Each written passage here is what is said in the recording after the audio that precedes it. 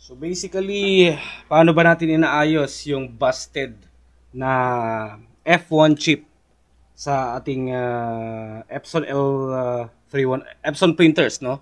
Epson Logic Board. So F1 chip kasi ito yung fuse, mga kaibigan. Alright? So, baba lang natin.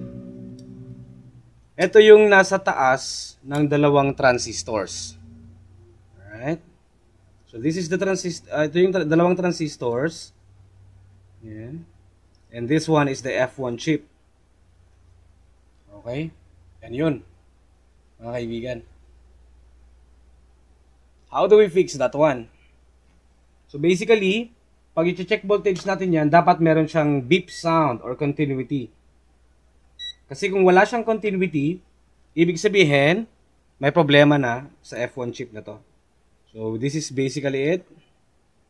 Wait lang, charge ko lang yung ano ko, nalolobat siya.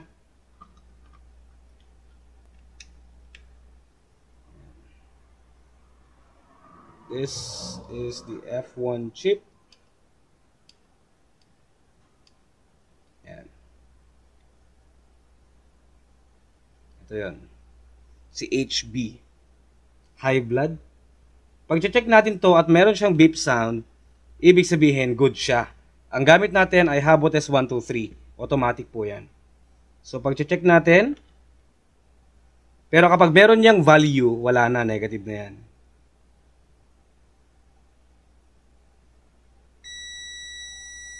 Ibig sabihin good yan. Imagining, mga kaibigan, na defective yan. At meron siyang, pag check voltage natin, imagine na meron nagpapakitang value dito. So, ang gagawin natin, instead na i-replace to, we will not replace it anymore. Instead, pagdudugtungin lang natin yan. So, halimbawa, busted na yan, i-remove na natin siya, mga kaibigan.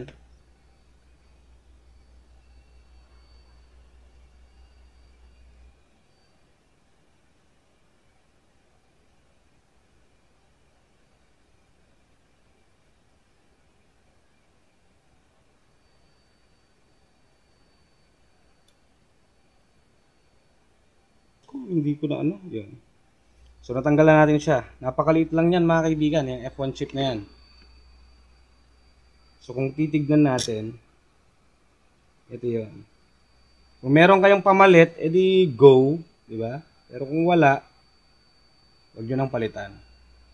So gagawin lang natin siyang fusible ulit. Alright? So tsapwera ka na. Yan. Tignan natin. Try natin siyang i-read ulit.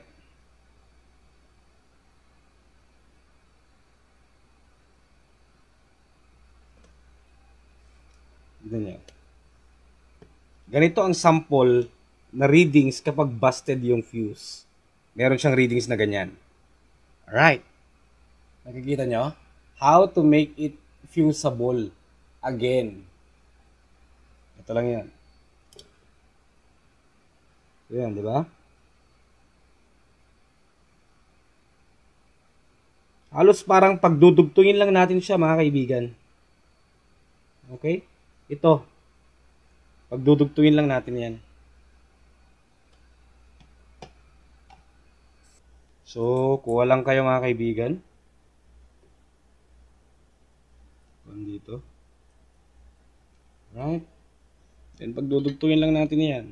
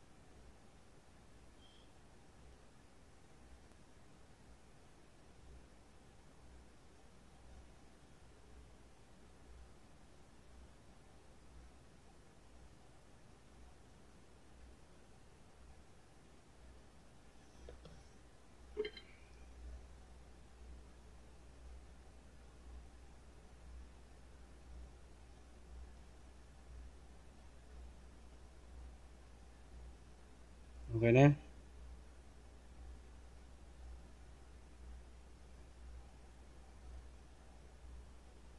Oops, medyo umurong ng konti.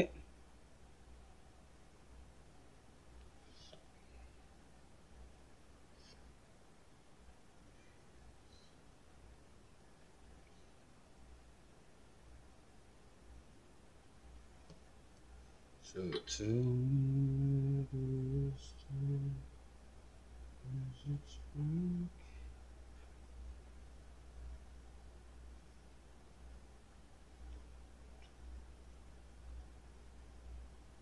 yeah.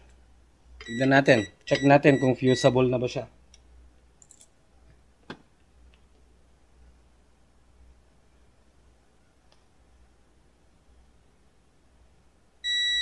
Yun.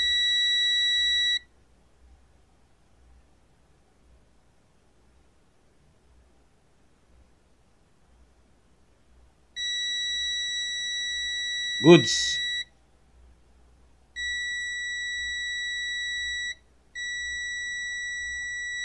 Goods mga kaibigan. Pwede namang padiretso lang yan. Ginawa pang parang tae kasi. No?